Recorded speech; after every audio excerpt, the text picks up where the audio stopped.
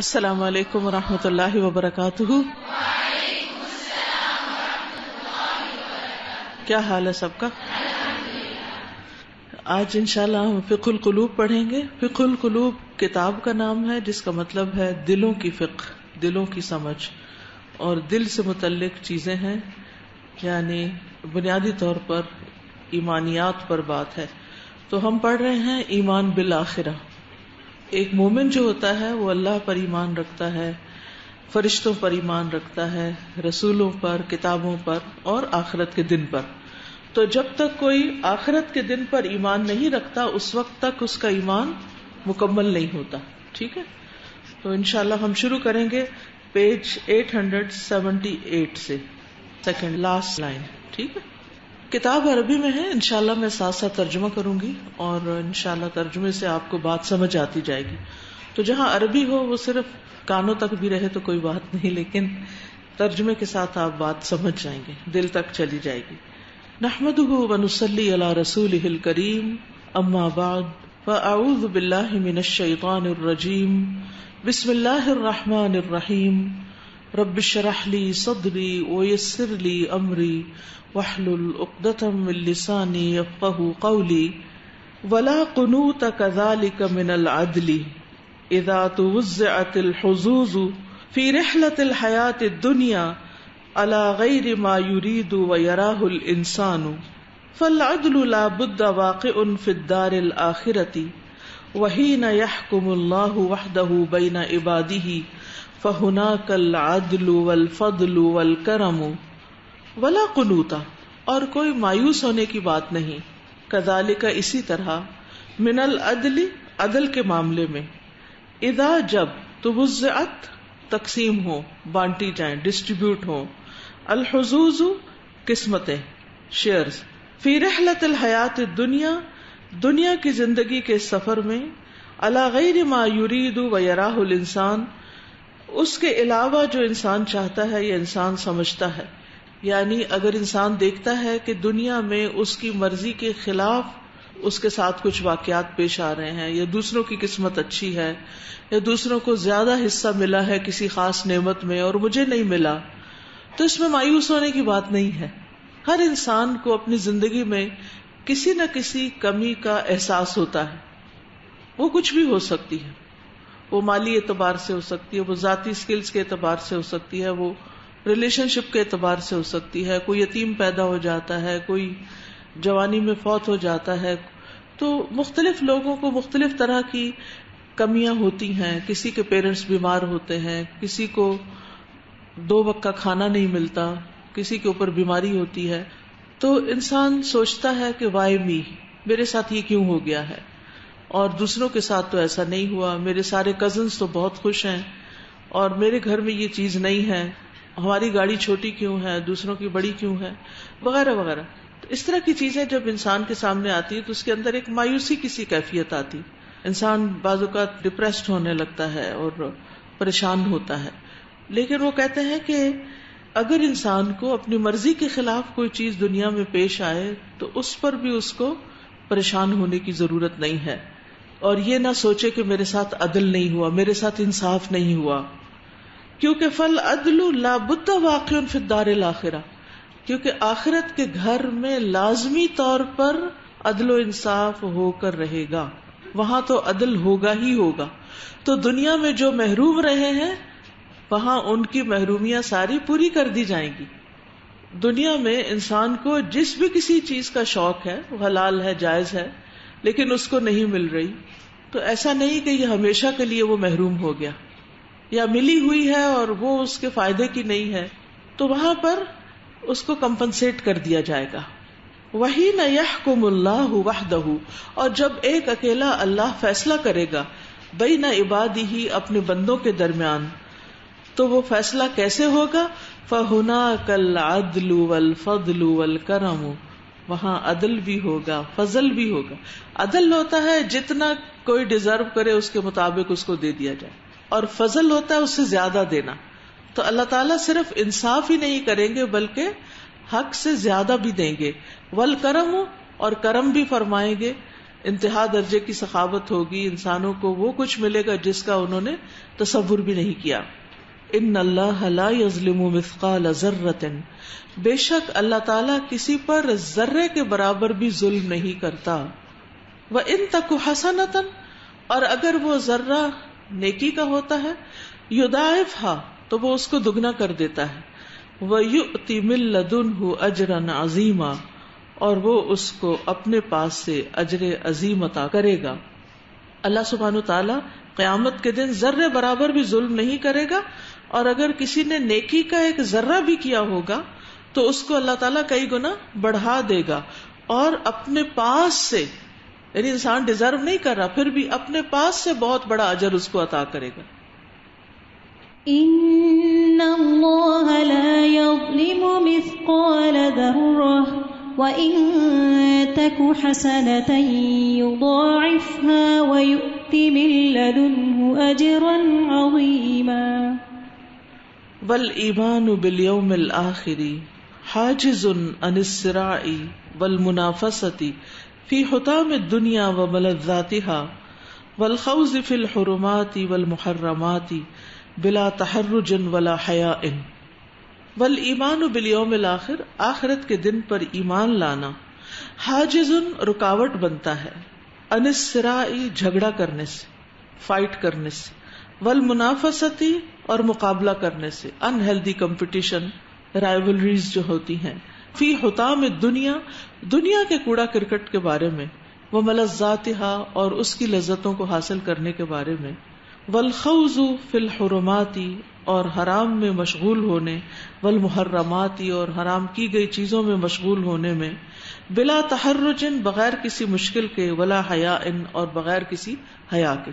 مطلب کیا اس کا، کہ جب انسان کا آخرت پر ایمان ہوتا ہے تو پھر انسان دنیا کی گھٹیا چیزوں کی خاطر ایک دوسرے سے جھگڑے نہیں کرتا، اور ایک دوسرے سے کمپیٹ نہیں کرتا کہ میں تمہارے مقابلے میں آگے ہوں، یعنی دوسروں پر برتری جتانے کی کوشش نہیں کرتا، اور نہ ہی وہ پھر حرام چیزوں میں جا پڑتا ہے.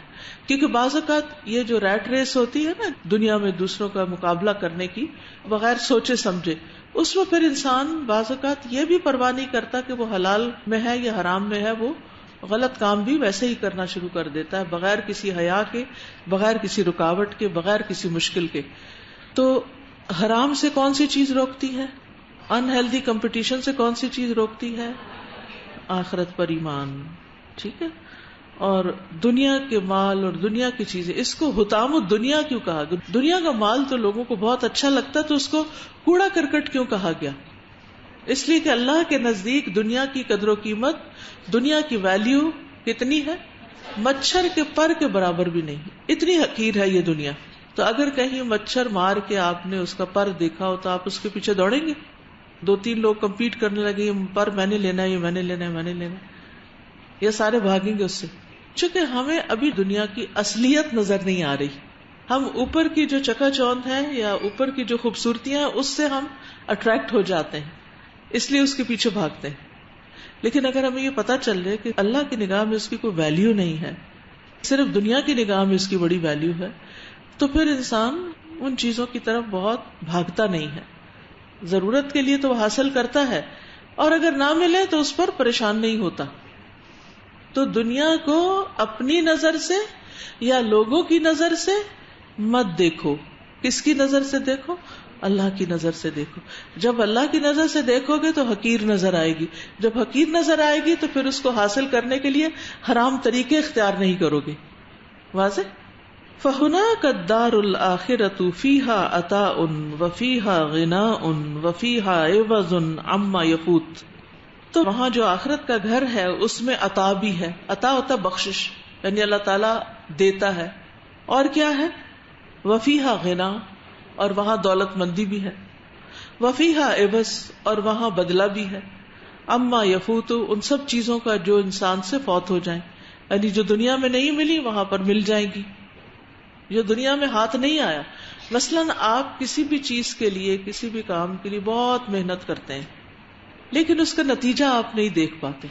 مثلاً آپ نے بڑی محنت کے ساتھ کچھ درخت لگائے، پودے لگائے، ان کی دیکھ بھال کی، ان کا خیال رکھا، ان کو ہر طرح کی گرمی سردی سے بچایا، اور اس سے پہلے کہ وہ پھل لاتے اس پر کوئی آفت آ گئی، تو اب آپ کی محنت کا کیا ہوا؟ کچھ ملا آپ کو؟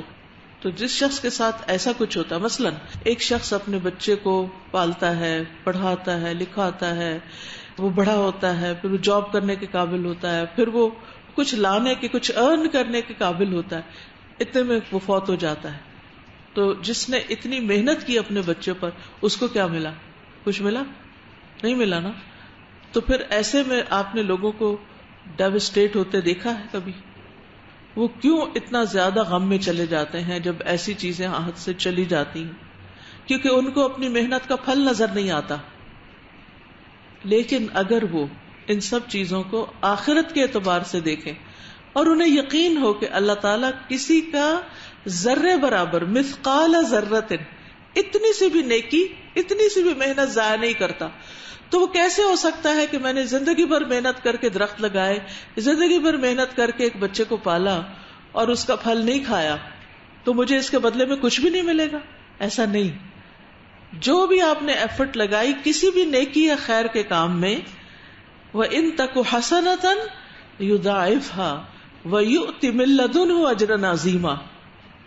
تو ایسے شخص کو کتنا بڑا حوصلہ ہوگا، اس کے دل کی کیفیت کیا ہوگی، اس کو کیسے اطمینان ہوگا. ام سلیم کا واقعہ معلوم ہے آپ لوگوں کو؟ ایک صحابیہ تھی ام سلیم، جن کا بیٹا بیمار ہو گیا، تو ان کے شوہر سفر پہ گئے کسی کام سے، واپس آئے تو بیٹا فوت ہو گیا تھا. تو انہوں نے بچے کو ڈھانک دیا اور ہسبینڈ کو نہیں بتایا، ان کو ویلکم کیا، کھانا کھلایا، ان کے ساتھ بہت اچھا سلوک کیا، ان کو خوش کیا. تو ہسبینڈ نے پوچھا کہ وہ بیٹے کا بخار یا جو بیماری ہے اس کا کیا حال ہے؟ تو کہنے لگی وہ پہلے سے اچھے حال میں ہے، وہ اچھا ہو گیا ہے. تو وہ مطمئن ہو گئے. پھر انہوں نے ان سے بہت آرام سے بات کی اور اتنے حکمت کے ساتھ کہا کہ اگر آپ کے پاس کوئی امانت رکھے اور پھر وہ لینے کے لیے آ جائے تو آپ کیا کریں گے؟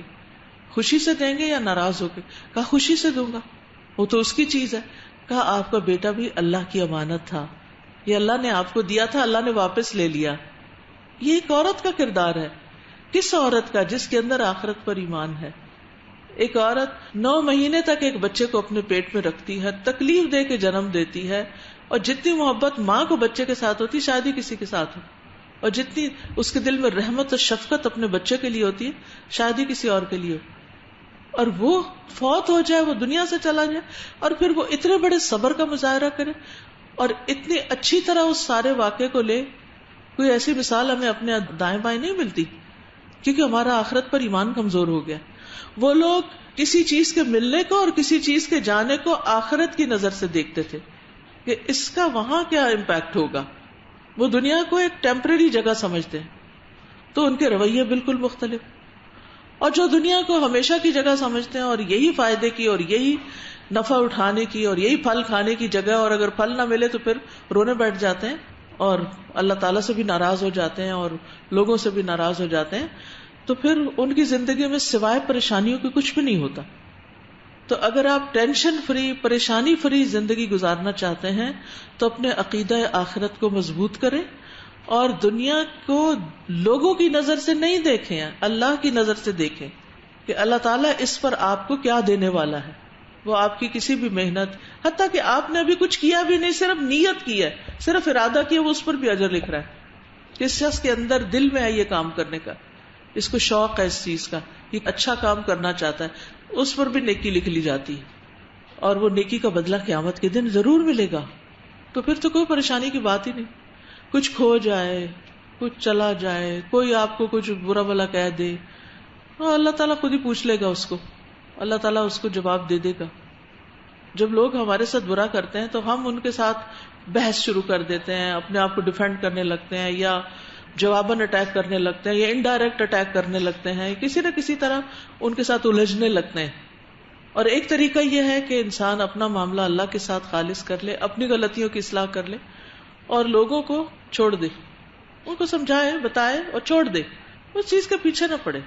تو اللہ سبحانہ وتعالیٰ اپنے طریقوں سے آپ کا بدلہ لے گا، اپنے طریقوں سے آپ کے لیے خیر کی راہیں ہموار کرے گا. اگر آپ محسنین میں سے ہوں گے. جب ہم کسی کے ساتھ ڈائریکٹ یا انڈائریکٹ برا کر لیتے ہیں نا تو محسن نہیں رہتے.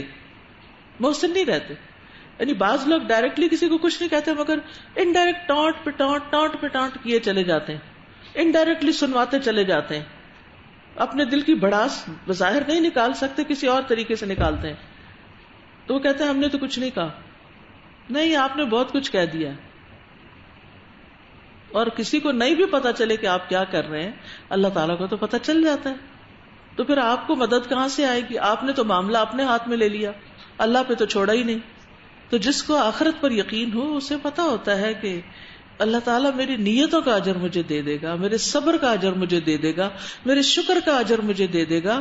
مجھے پریشان ہونے کی اور جلد بازی کرنے کی ضرورت نہیں, مجھے بندوں سے الجھنے کی ضرورت نہیں, مجھے اس وقت میں بھی کچھ اور اچھا کرنے کی ضرورت ہے. تو آپ کی پوری زندگی بدل جاتی ہے اور آپ اس چھوٹی سی زندگی میں بڑے بڑے کام کر جاتے ہیں. جو لوگ دنیا میں بڑے بڑے کام کرتے ہیں نا وہ ان ساری چیزوں سے اوپر اٹھ کے کرتے ہیں. اگر وہ انہی چیزوں کے اندر الجھتے رہے تو پھر وہ نہیں کچھ کر سکتے, پھر وہ محروم رہ جاتے ہیں. کیونکہ زندگی تو اور وقت تو محدود ہے نا, لمیٹڈ ٹائم ہے ہمارے پاس. تو اس لمیٹڈ ٹائم کو ہم نے اچھی طرح گزارنا ہے, اچھے کاموں میں گزارنا ہے. استاذہ ہم سورہ الحدید میں پڑھ رہے تھے, ما اصاب من مصیبت فی الارض ولا فی انفسکم الا فی کتاب من قبل ان نبرأها ان ذلک علی اللہ یسیر لکی لا تأسوا علی ما فاتکم ولا تفرحوا بما آتاکم واللہ لا يحب کل مختال فخور. نہیں پہنچتی کوئی مصیبت زمین میں اور نہ تمہارے نفسوں میں, الا فی کتاب مگر یہ کہ وہ لکھا ہوا ہے, من قبل ان نبرأها اس سے پہلے کہ ہم اس کو پیدا کریں. ان ذلک علی اللہ یسیر اور یہ بات اللہ پر بہت آسان ہے. اور یہ کس لیے لکھا گیا اور کس لیے بتایا جائے؟ لکی لا تأسوا علی ما فاتکم تاکہ نہ تم افسوس کرو اس چیز پر جو فوت ہو گیا تم سے, جو کھو گیا تم سے. ولا تفرحوا بما آتاکم اور نہ تم خوش ہو جاؤ اس سے جو تمہیں ملا, نہ شیخیاں بکھارو. واللہ لا يحب کل مختال فخور اور اللہ تعالیٰ نہیں پسند کرتا کسی خود پسند کو اور شیخی خور اور فخر کرنے والے کو. استاذہ کسی سلف کا قول میں نے پڑھا تھا کہ اگر آخرت ایک ٹھیکرے کی ہوتی لیکن دائمی اور دنیا سونے کی ہوتی لیکن فانی, تب بھی دائمی ٹھیکرے کو فانی سونے پر ترجیح دینا لازم تھا. لیکن معاملہ یہ ہے کہ دنیا ٹھیکرے کی ہے اور فانی ہے, آخرت سونے کی ہے اور دائمی ہے, اور پھر بھی ہم نہیں اس کو ترجیح دیتے. جی. ہم ہر بات کا نتیجہ یہاں چاہتے ہیں, یہ ہماری سب سے بڑی غلطی. ہر چیز کا نتیجہ یہاں چاہتے ہیں, جو بھی اچھا کریں اور اگر کوئی ہمارے سے برا کرے اس کا بھی نتیجہ یہی چاہتے ہیں. ہم یہی دیکھنا چاہتے ہیں اس کا حال کیا ہوا. سازا میں سمجھتی ہوں کہ یہ ہمارا ایمانیات جو ہے کتنا مضبوط ہونا ضروری ہے تاکہ دنیا میں بھی ہم چین اور یعنی ایک مطمئن زندگی گزار سکے اور آخرت میں بھی کامیاب ہو سکے. اس کے بغیر تو پھر نہ دنیا ہے اور نہ ہی بالکل آخرت میں چین ہے.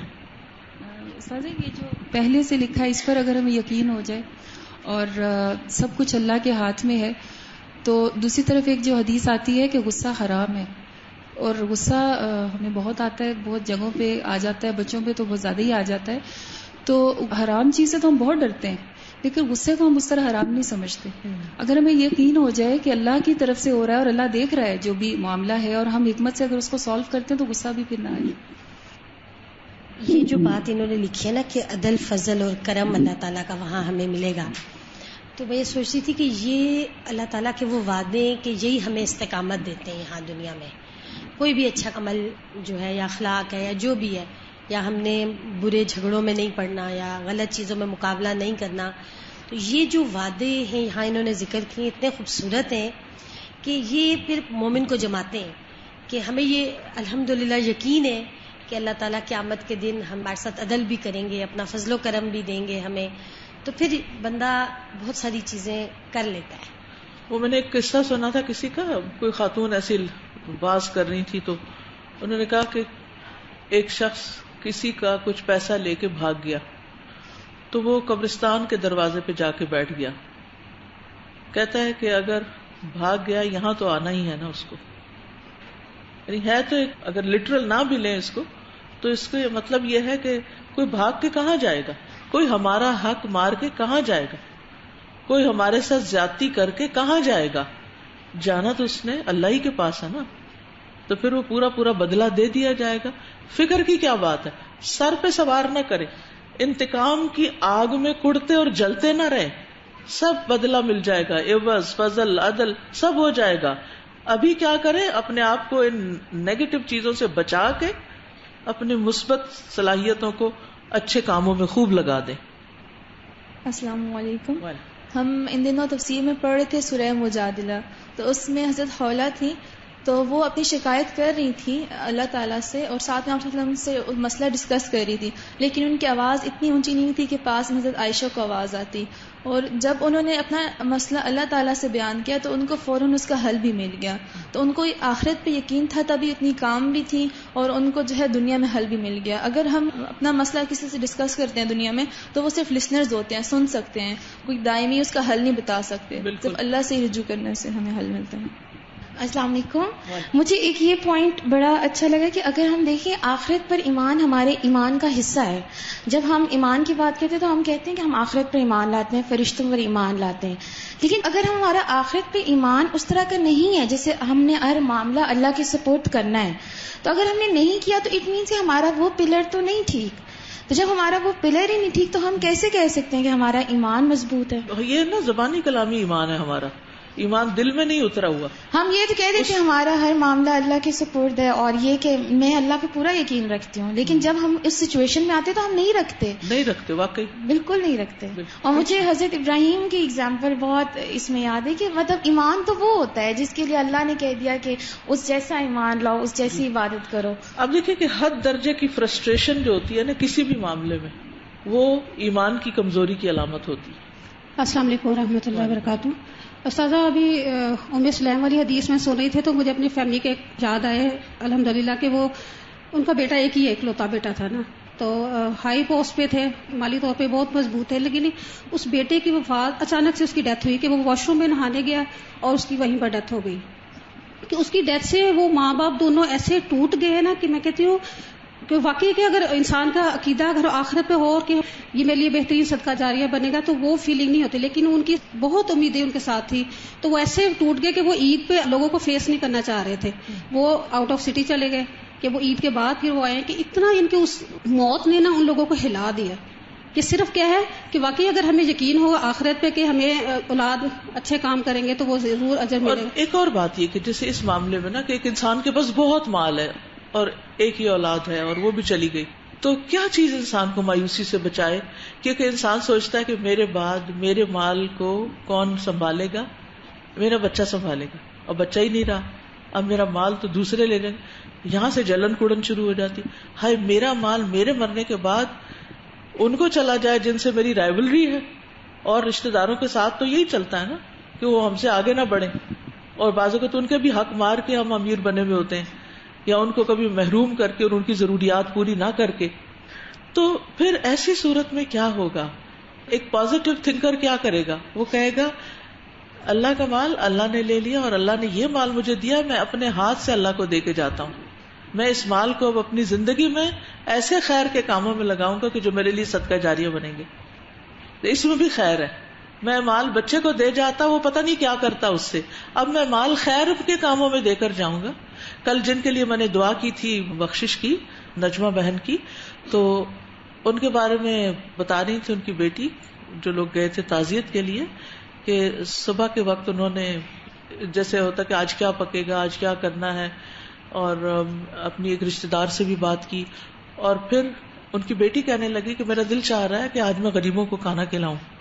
تو کہنے لگی میرے بھی پیسے ڈالو, میرے بھی پیسے ڈالو, اور ہم دیگ پکاتے ہیں اور آج غریبوں کو بانٹتے. اس دن کا یہ پلان تھا, اور شاید اسی کرسی پہ بیٹھے بیٹھے یعنی باتیں کرتے کرتے ہی ایک دم پیچھے ہوئی ہیں اور اللہ کیا اور کچھ منہ سے بولا ہے, شاید کلمہ ہی بولا ہوگا, اور وہیں پر ختم ہو گئی. اتنی آسان موت, اتنی آسان موت. آپ کو پتا ہے کہ نزا کا عالم کتنا کتنا طویل ہو جاتا ہے لوگوں پر, اور کتنے لوگوں سے میں نے ان کی خیر کی باتیں سنی ہیں کہ کس کس کو کیا کچھ دینے والی تھی. تو صدقہ جو ہے ایک ایسی چیز ہے کہ جو انسان کی موت کو آسان کرتا ہے, بری موت سے بچاتا ہے. انسان پر جب موت آتی ہے تو انسان سوچتا ہے کہ اللہ تعالیٰ مجھے مہلت دیتا تو میں صدقہ کرتا. تو آپ سوچئے ذرا کہ ہم مال کے بارے میں بس یہ حریص ہوتے ہیں کہ میرا مال یا تو یہ میرے قبضے میں رہے یا یہ میری اولاد کے قبضے میں رہے, اور اس سے خیر کے کام اور اپنی آخرت بنانے کی سب سے آخر میں سوچتے ہیں کہ اگر کچھ بچا تو اپنی آخرت کے بھی کریں گے. انہی کے بارے میں بتانا چاہ رہی تھی. کل میری بات ہوئی نا سارا حامد سے, ان کی رشتہ دار بھی ہیں, تو انہوں نے کہا کہ آپ کو پتہ ہے ابھی 2 دن پہلے کہتی ہے میں آنٹی سے میٹنگ کر کے آئی, انہوں نے ہم سب کو بلایا ہوا تھا کہ وہ یہ چاہ رہی تھی کہ جو خیر کے کام ہے وہ اور کس طرح آگے بڑھا سکتے ہیں, کیونکہ کہتی کہ یہ بھی انف نہیں ہے, میں چاہتی ہوں اور زیادہ ہم کچھ کریں نا. تو کہتی ہم سے بلکہ شکوہ کر رہی تھی کہ تم لوگ ٹائم یعنی نہیں دیتے نا, جیسے یعنی برین اسٹارمنگ کریں اور آئیڈیاز لے کے آئیں. تو میں سوچ رہی تھی 2 دن پہلے ان کی جو سوچ تھی وہ یہی تھی کہ خیر کو کیسے آگے بڑھانا اور کیسے کریں, اور وہ سوچ رہی تھی کہ یتیم خانہ بنائے تو کہنے لگی کہ میں یتیم خانہ بنانا چاہتی ہوں لیکن میں کوئی ڈپریسنگ نام نہیں رکھنا چاہتی, کیا خیال ہے بلاسم کیوں نہ رکھیں. بالکل, یعنی اچھا نام رکھے کہ جس نام سے بھی خوشی ہو. تو اب ظاہر ہے کہ وہ کر نہیں سکی لیکن ان کی نیت اور ان کی سوچ ان کے ساتھ گئی, اور ان کا بھی کوئی بیٹا نہیں تھا, بیٹیاں ہی ہیں. تو اب جس کا بیٹا نہیں اس کو پتا ہے کہ جائیداد پھر ساری بیٹیوں کو نہیں جاتی, ادھر ادھر بھی جائے گی, تو کیوں نہ اس غم میں مبتلا رہنے کی بجائے خیر کے کام انسان ایک کے بعد ایک کرتا چلا جائے. اور یہ کون کر سکتا؟ وہی کر سکتا ہے جس کو آخرت پر یقین ہو. استاذہ بلکہ انہوں نے آرفنیج شاید بنا لیا ہے, کیونکہ اس کا نا 700 روپیز وہ کہہ رہے تھے پر چائلڈ نا منتھلی اگر کوئی دینا چاہے, تو وہ اپریل میں مجھے آیا تھا میسج. تو ماشاءاللہ سے وہ بھی الحمدللہ.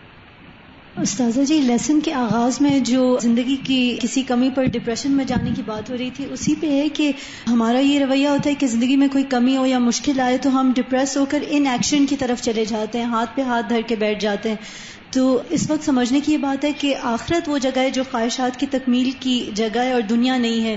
تو ہمیں یہ سیکھنا ہوگا کہ کسی مشکل کے ساتھ, کسی کمی کے ساتھ ہم نے کس طرح پروڈکٹیو رہنا ہے اور خوشی کے ساتھ کام کرنا ہے. بالکل. استاذہ اس کا کوئی طریقہ بھی ہو تو آپ کوئی ٹپ دے دیں.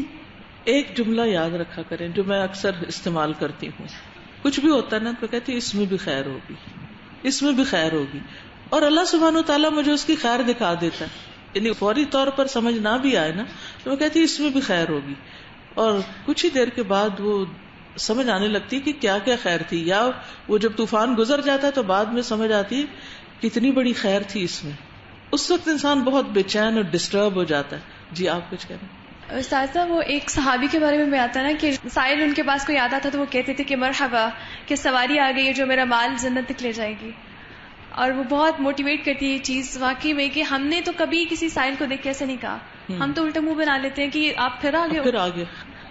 سازا ایکچولی ہم لوگ اپنے غم صرف ان لوگوں کو بتاتے ہیں جو ہمیں سمجھتے ہوں, ہماری پہلی بات سنیں, اسے سمجھے, پھر ہمیں سولوشن بھی دے. And I don't think so کہ کوئی بھی ایسا انسان ہے جو آپ کو کمپلیٹلی سمجھتا ہو, آپ کو سنتا ہو. صحیح, ابھی آگے آ رہی ہے بات. تو یہ بہتر ہے کہ آپ جو بھی غم ہے آپ اللہ تعالیٰ سے شیئر کرو, انشاءاللہ آپ کو سولوشن بھی دیتا ہے. آج کی جو آیات ہیں آخرت کے متعلق, یہ ہمارے لیے پین کلر میڈیسن ہے. ہم اکثر لوگوں کے ساتھ معاملات کرتے ہوئے, ان کے اوپر احسان کرتے ہوئے اسپیشلی, ہم یہ چیز جو ہے نا ان کا بدلہ ہم لوگوں سے ایکسپیکٹ کرنا شروع کر دیتے ہیں. جب ہمیں ویسا بدلہ نہیں ملتا ہم کیا کرتے ہیں, ہم احسان کرنا ترک کر دیتے ہیں. حالانکہ کسی پر احسان دراصل اپنے اوپر احسان ہوتا ہے. السلام علیکم. جیسا کہ آپ نے کہا کہ ہمیں ہر بات پر اللہ پر توکل کرنا چاہیے, جیسے کوئی بات ہوتی ہے تو ہمیں وہ اللہ پر چھوڑ دینی چاہیے.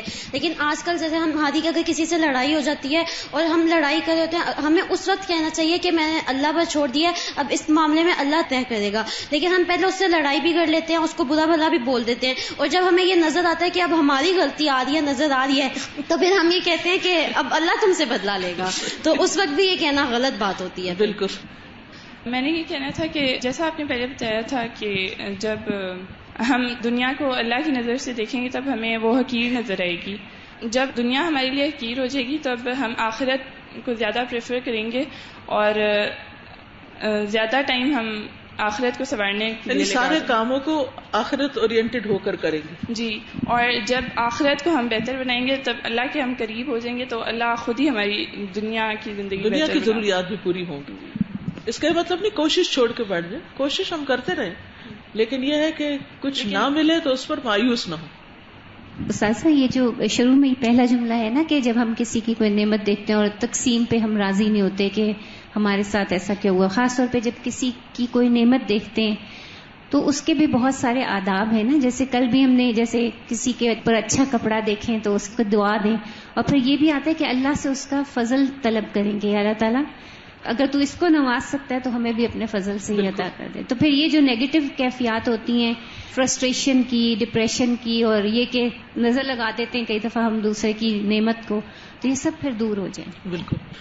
آگے کہتے ہیں والایمان بالآخرۃ یخفف من السعار الذی ينطلق من الشعور بأن الفرصة الوحیدة المتاحة هي فرصة هذا العمر القصير المحدود فيطمئن قلبه أن النعيم الأوفى والأدوم ينتظره في الآخرة.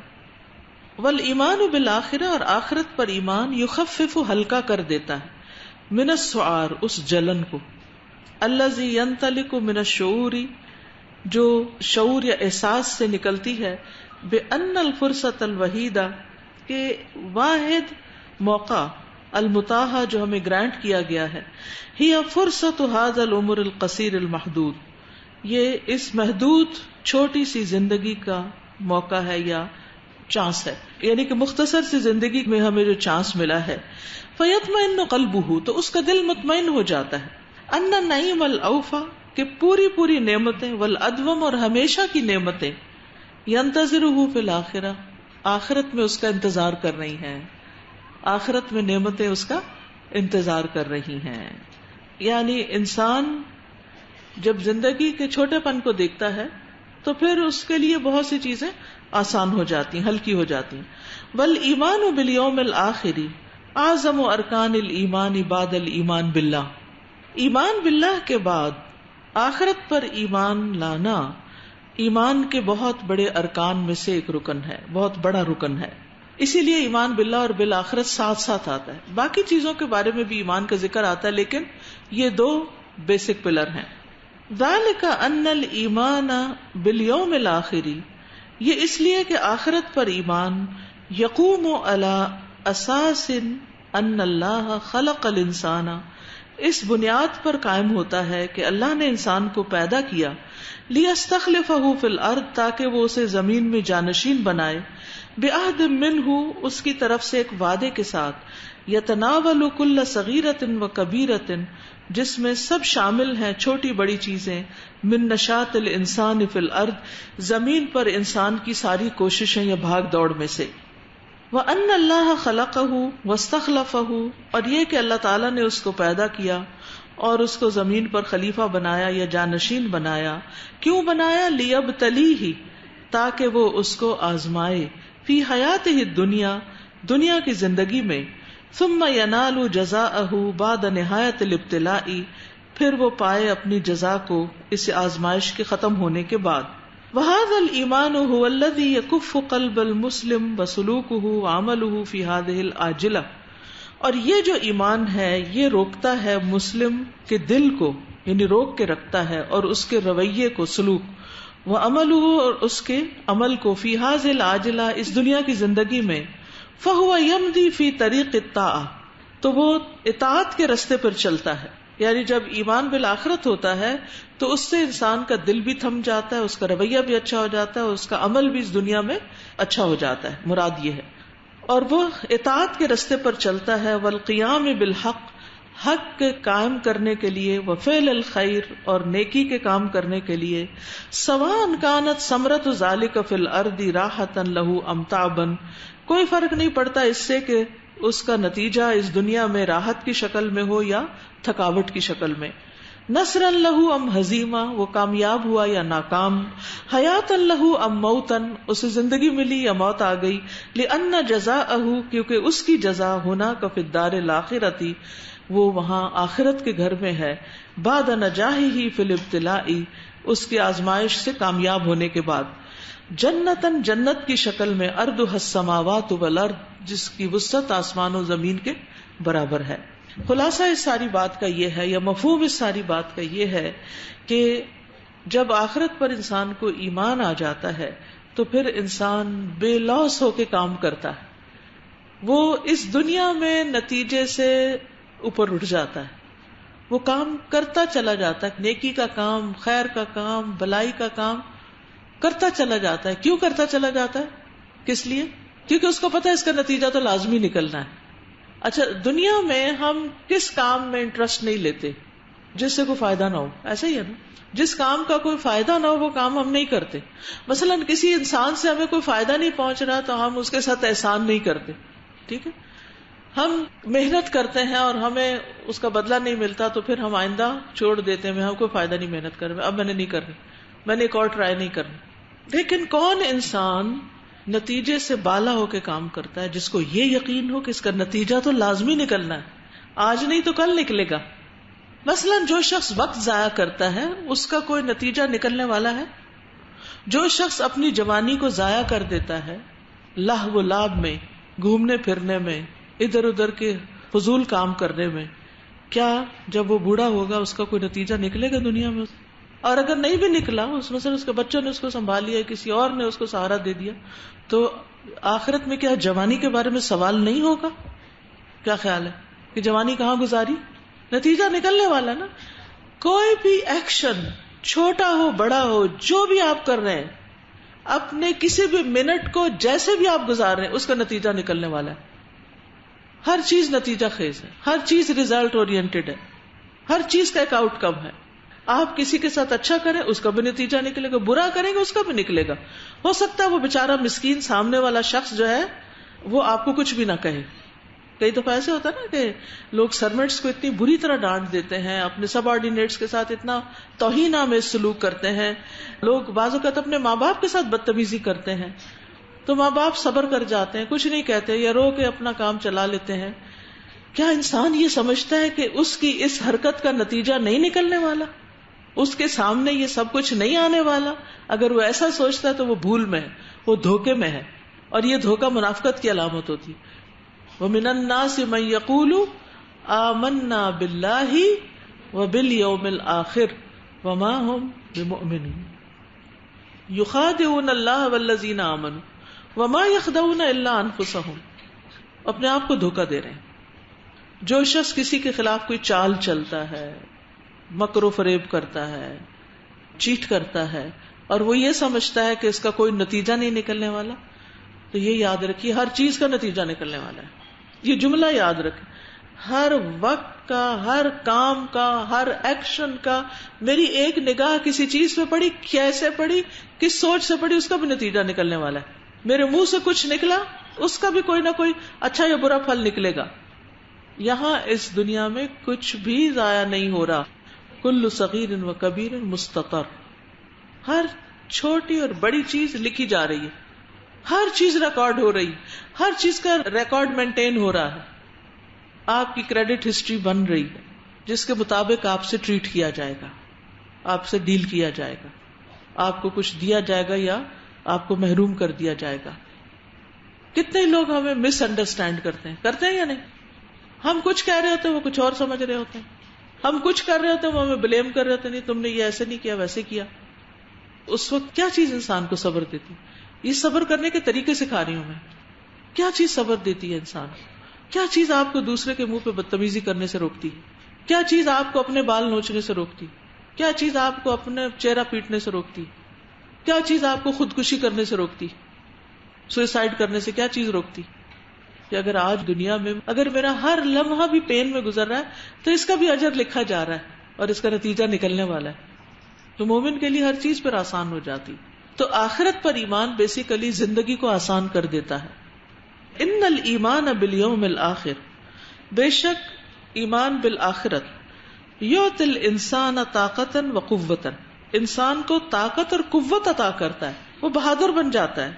فلا یزحزحہ عن الطاعۃ، وہ اس کو پھر اطاعت سے نہیں روکتا، والحق اور حق سے، والخیر اور نیکی سے، والبر اور نیکی سے. ان تقف له الدنیا كلها بالمعارضۃ والاذى، کہ ساری دنیا بھی اس کے سامنے اذیت اور مقابلے میں کھڑی ہو جائے تب بھی وہ نہیں رکتا. سمجھ آئی؟ یعنی اگر ہر طرف معارضہ ہوتا ہے، مقابلہ یعنی آپ اپوزیشن ہو رہی ہے، ساری دنیا بھی آپ کے اپوزٹ ہو جائے، آپ کے خلاف ہو جائے، پھر بھی آپ نہیں رکیں گے. کچھ لوگ کہتے ہیں نا خیر ابھی تو ہم نے حجاب کر لیا ہے, پھر گھر جائیں گے, پھر مذاق اڑائیں گے, پھر ہم کیسے پکے رہیں گے. لیکن اگر آپ کا آخرت پر ایمان ہوگا تو آپ لازم پکے رہیں گے. آپ کو کسی کی بھی مخالفت کی پرواہ نہیں ہوگی, کیونکہ آپ نے اپنے رب کے لیے کچھ کام کیا جس کا آپ کو آخرت میں بدلہ لینا ہے, اور آپ کو پتا اگر میں نے نہیں کیا تو وہاں سزا بھی ملنی ہے. جب آپ کا یہ یقین ہو جاتا ہے نا کہ وہاں پکڑ بھی ہونی ہے, تو پھر ساری دنیا بھی آپ کی مخالفت کرے تو آپ پھر بھی کام کر لیتے ہیں نیکی کا, دوسروں کے ساتھ خیر اور بھلائی کرتے جاتے ہیں. وہاں سے کوئی رزلٹ آئے یا نہ آئے آپ کرتے چلے جاتے ہیں.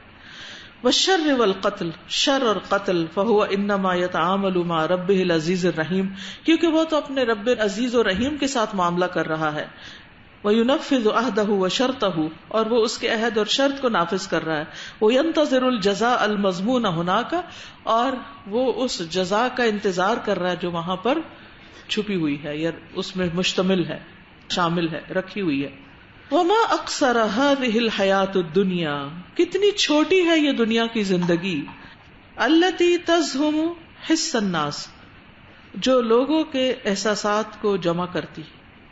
وتشغل نفوسهم, اور ان کے نفسوں کو مشغول کر دیتی. وتاکل اوقاتهم, اور ان کے اوقات کو کھا جاتی. انها رحلۃ سریعۃ, یہ تو بہت کوئک جرنی ہے. یقضیها الانسان هناك, جو یہاں انسان پوری کر رہا ہے. ثم يعود الى مقره الدائم, پھر وہ اپنے دائمی ٹھکانے کی طرف چلا جائے گا. ودارہ الاصلیہ, اور اپنے اصلی گھر کی طرف. ويوم يحشرهم كأن لم يلبثوا الا ساعة من النهار يتعارفون بينهم, اور جس دن وہ ان سب کو سمیٹے گا, جمع کرے گا, تو وہ کہیں گے گویا کہ ہم دنیا میں ایک گھڑی رہ کر آئے ہیں. یتعارفون بینہم, آپس میں ایک دوسرے کو پہچانتے. یعنی ہم تو تھوڑی دیر ہی دنیا میں رہے تھے کہ ابھی تو ہم ایک دوسرے کو جانے ہی نہیں تھے, پہچانے ہی نہیں تھے, ہم نے تو ابھی انڈرسٹینڈ ہی نہیں کیا تھا ایک دوسرے کو. قد خسر الذین کذبوا بلقاء اللہ وما كانوا مهتدین, تحقیق نقصان اٹھایا ان لوگوں نے جنہوں نے اللہ کی ملاقات کو جھٹلا دیا اور وہ ہدایت یافتہ نہ تھے. وَيَوْمَ يَحْشُرُهُمْ كَأَن لَّمْ يَلْبَثُوا إِلَّا سَاعَةً مِّنَ النَّهَارِ يَتَعَارَفُونَ بَيْنَهُمْ قَدْ خَسِرَ الَّذِينَ كَذَّبُوا بِلِقَاءِ اللَّهِ وَمَا كَانُوا مُهْتَدِينَ. سبحان اللہ, انسان کی زندگی گزر جاتی ہے اور انسان دوسروں کو سمجھ نہیں پاتا, پورا تعارف حاصل نہیں ہو پاتا. حتیٰ کہ جس ماں کے پیٹ سے انسان پیدا ہوتا ہے اس ماں کو نہیں سمجھ پاتا, وہ ماں اپنے بچے کو نہیں سمجھ پاتی. یہ حال ہے ہمارا. تو قیامت کے دن ہم کہیں گے یہ زندگی گزر بھی گئی, ابھی تو ہم نے ایک دوسرے کو جانا بھی نہیں تھا. حقا, واقعی. کأنها ساعة من نہار قضاها الخلق في التعارف ثم رحلوا, وہ ایک گھڑی تھی دن کی جسے مخلوق نے گزارا تعارف کرتے ہوئے, پھر وہ چل دیے. وَكَأَنَّ النَّاسَ دَخَلُوا ثُمَّ خَرَجُوا وَلَمْ يَفْعَلُوا شَيْئًا سِوَى التَّعَارُفِ, گویا لوگ دنیا میں ایک طرف سے داخل ہوئے اور دوسری طرف سے نکل گئے اور انہوں نے تعارف کے علاوہ ابھی کچھ بھی نہیں کیا تھا, ابھی دنیا کو جانا ہی نہیں تھا, پہچانا ہی نہیں تھا. فَهَلْ هَؤُلَاءِ الْأَفْرَادُ الَّذِينَ يَتَنَازَعُونَ وَيَتَعَارَكُونَ فِي مَا بَيْنَهُمْ, تو یہ وہ لوگ افراد جو آپس میں جھگڑتے ہیں اور مار کے کرتے ہیں, یعنی لڑائیاں کرتے ہیں. وَيَقَعُ بَيْنَهُمْ مِنْ سُوءِ التَّفَاهُمْ كُلَّ سَاعَةٍ مَا يَقَعُ, اور ان کے درمیان ہر گھڑی کو مس انڈرسٹینڈنگ پیدا ہوئی بھی ہوتی ہے. هَلْ هَؤُلَاءِ تَمَّ تَعَارُفُهُمْ كَمَا يَنبَغِي, کیا ان لوگوں کا تعارف مکمل ہو گیا جیسے ہونا چاہیے تھا, انڈرسٹینڈ کر لیا. جو ہم کہتے ہیں نا فلاں کے ساتھ میری بہت انڈرسٹینڈنگ ہے, وہ فلاں کے ساتھ بھی بہت سی لڑائیاں ہو جاتی ہیں, اور لڑائی کی بنیادی وجہ مس انڈرسٹینڈنگ ہوتی ہے, اور بعض اوقات وہ اتنی بڑھتی چلی جاتی ہے کہ وہ ساری انڈرسٹینڈنگ رخصت ہو جاتی ہے. فَهَلْ هَذِهِ الْأُمَمُ الشُّعُوبُ الْمُتَنَاحِرَةُ, اور کیا یہ امتیں اور یہ قومیں اور قبیلے جو ایک دوسرے سے جنگیں کر رہے ہیں, وَالدُّوَلُ الْمُتَخَاصِمَةُ, اور جھگڑتی ہوئی حکومتیں, الَّتِي تَتَعَارَكُ عَلَى الْحُطَامِ وَالْأَعْرَاضِ, جو مار کا آراء ہیں دنیا کے کوڑا کرکٹ پر اور سامان پر. هَلْ هَذِهِ عَرِفَ بَعْضُهَا بَعْضًا, کیا ان میں سے بعض نے بعض کو پہچان لیا؟ نہیں پہچانا, اسی لیے تو وہ ایک دوسرے پر الزام دھرتے رہتے ہیں, مسلسل الزام دھرنے کے کھیل کھیلے جا رہے ہیں. وہ اس پہ الزام دھرتے ہیں، وہ اس پہ دھرتے ہیں، وہ اس کو بلیم کرتے ہیں، وہ اس کو بلیم کرتے ہیں، یہاں یہ ہو رہا ہے، وہاں یہ، اور بہانے بنا بنا کے ایک دوسرے سے لڑتے رہتے ہیں. مقصد دنیا کا مال اکٹھا کرنا ہوتا ہے. حقا انها الخسارۃ الفادحہ، حقیقت میں یہ بہت شدید خسارہ ہے. لمن جعلوا همهم كله هو هذه الرحلۃ الخاطفہ، جنہوں نے اپنا ہم و غم سارے کا سارا اس جلد گزرنے والی زندگی یا اس سفر کو بنا لیا. وکذبوا بلقاء اللہ، اور وہ اللہ کی ملاقات کو جھٹلا بیٹھے. وشغلوا عنہ، اور اس سے مشغول ہو گئے. فلم یستعدوا لهذا اللقاء بشیء یلقون به ربهم، اور انہوں نے اس ملاقات کے لیے کچھ بھی تیاری نہیں کی جب وہ اپنے رب سے ملاقات کریں گے. ولم یستعدوا كذلك بشیء للاقامۃ الطویلۃ فی الدار الباقیہ، اور انہوں نے کچھ بھی تیاری نہیں کی طویل مدت تک باقی رہنے والے گھر میں اقامت کی یعنی ٹھہرنے کی. فماذا ينتظر مثل هؤلاء من العذاب والتوبیخ والاهانہ، تو کیا انتظار کر رہے ہیں ان جیسے لوگ عذاب میں سے، ڈانٹ ڈپٹ میں سے اور ذلت میں سے. وَيَوْمَ يُعْرَضُ الَّذِينَ كَفَرُوا عَلَى النَّارِ، اور جس دن کافر لوگ عذاب پر پیش کیے جائیں گے، کہا جائے گا اذهبتم طیباتکم فی حیاتکم الدنیا، تم اپنی پسندیدہ چیزیں دنیا کی زندگی میں ہی لے چکے. واستمتعتم بها، اور تم نے ان سے خوب فائدہ اٹھا لیا. فَالْيَوْمَ تُجْزَوْنَ عَذَابَ الْهُونِ بِمَا كُنْتُمْ تَسْتَكْبِرُونَ فِي الْأَرْضِ بِغَيْرِ الْحَقِّ، تو آج تمہیں ذلت آمیز سزا دی جائے گی کیونکہ تم دنیا میں ناحق تکبر کرتے تھے، اپنے آپ کو بڑی چیز سمجھتے تھے. وَبِمَا كُنْتُمْ تَفْسُقُونَ، اور اس وجہ سے جو تم نافرمانیاں کیا کرتے تھے. وَيَوْمَ يُعْرَضُ الَّذِينَ كَفَرُوا عَلَى النَّارِ أَذْهَبْتُمْ طَيِّبَاتِكُمْ فِي حَيَاتِكُمُ الدُّنْيَا وَاسْتَمْتَعْتُمْ بِهَا فَالْيَوْمَ تُجْزَوْنَ عَذَابَ الْهُونِ بِمَا كُنْتُمْ تَسْتَكْبِرُونَ فِي الْأَرْضِ بِغَيْرِ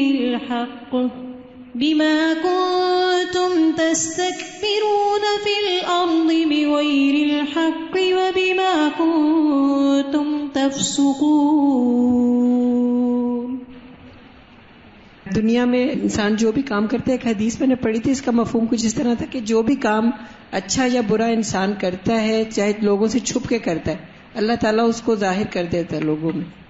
آج جو کچھ استاذہ نے ہمیں پڑھایا اس پر عملی پہلو سے دیکھا جائے اور سارا کچھ جو ہے اس میں آ جاتا ہے، یعنی زندگی مختصر ہے تو ہمیں اس کو کس طرح سے گزارنا چاہیے. تو اسی موضوع کو سامنے رکھتے ہوئے میں نے ایک نظم لکھی چھوٹی سی، جو میں محسوس کر رہی ہوں کہ جو اس میں فٹ ان ہوتی ہے.